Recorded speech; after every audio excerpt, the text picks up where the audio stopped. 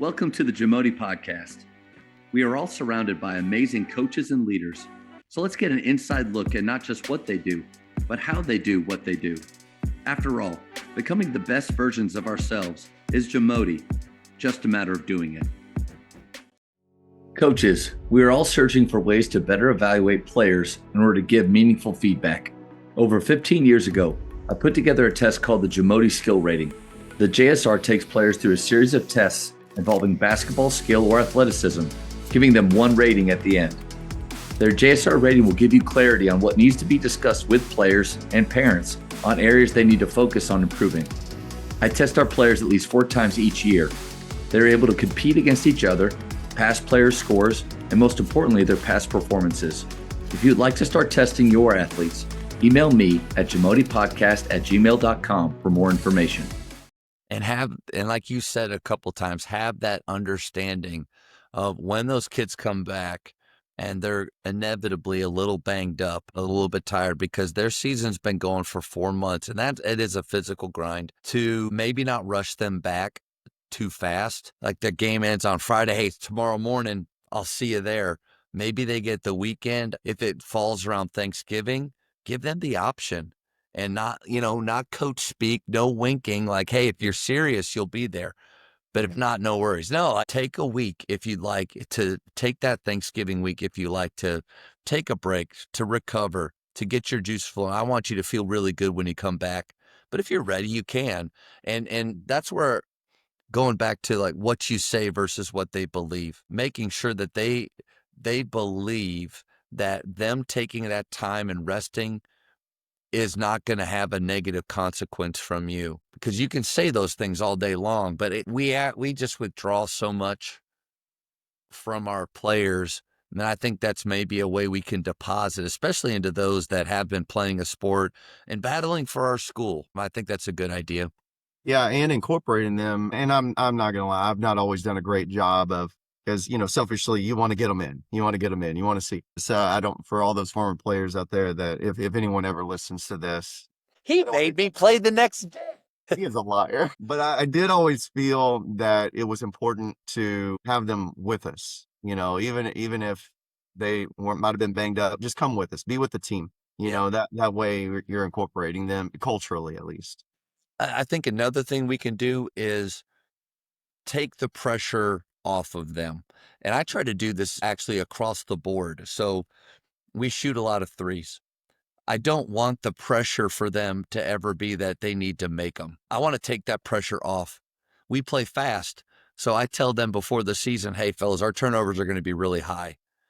So when it happened, because they're trying to figure out how to play at a pace that's not comfortable, they're not surprised, and I'm not acting like, golly, I told you, your turnovers are too high. No, they're going to be high. Let's slowly over time, let's work on getting those down. If I want them to shoot a lot of threes, but I'm upset with our shooting percentage, that's going to put pressure that I don't want.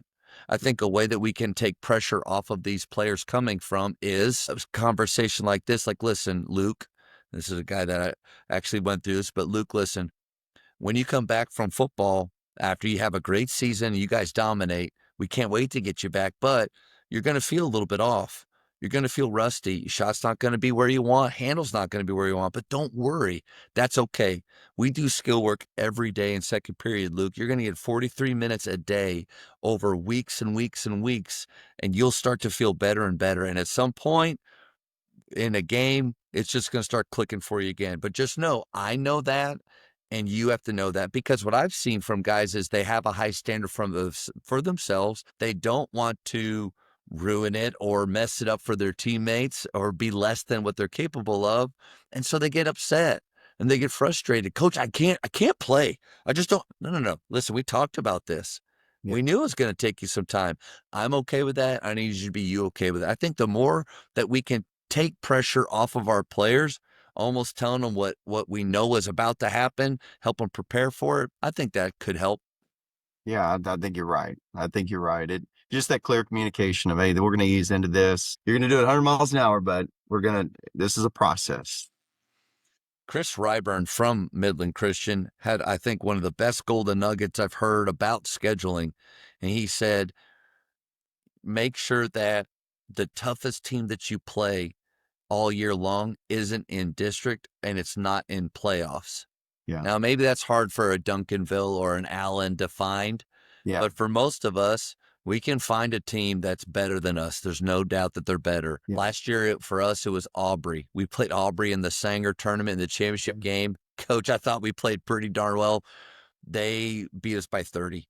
And they were just incredible that game. And it was one of those where after the game, I guess their players were, or their fans were near our fans, and their fans were like, hey, we never shoot that good. And I'm like, oh, that's great. You know, that doesn't make us feel that good. Like, is it that we just are so horrible defensively that you could, or whatever? But that was a good game for us to play because there's nothing in our district like them, and we probably wouldn't have seen anything. But how often in our pre-district, depending on what that looks like, do we never see a team like what we'll see there or what we could see in playoffs. So maybe something to think about as whatever time of year it is when you're thinking about your scheduling, have something on there that's way harder than what it could be in the future. Yeah. Yeah. That way the kids have a barometer for, okay, whatever your ambitions are for playoffs, realistically. Okay. That way, when you get in the ring or the arena, whatever you want to call it, if we've been here, you know what this looks like, you know what led to the successes in that moment. And again, that's why I think it's case by case. It just depends on the type of kids you have and what their goals are. Balance. They can't all be Aubreys, or else I've just seen so much, especially maybe with a running and gunning style.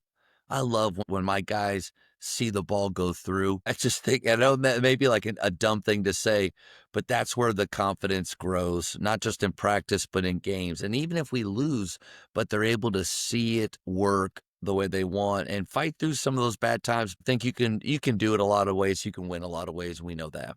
Yeah. Hey, and no worries. Coach Smith and the Aubrey teams, they've been doing that to people for quite a few years. He is a great coach. And a great person. Just get to talk with him. I don't know. I just feel like you feel like you've known him for a long time, and you feel like this guy, no matter what he would do, if he was selling real estate, like I would be all in on him. I'm almost certain he does real estate. Oh, he might, yeah. I'm almost certain. Hey, he's one of those guys that you feel like we may just break out in Bible study and prayer here before the game, and then he goes and thumps you on the head. Thank you for checking out today's episode. Please take a moment to subscribe to this podcast, share it with your fellow coaches, and find us on social media for what's coming up next on the JAMODI podcast. It's just a matter of doing it.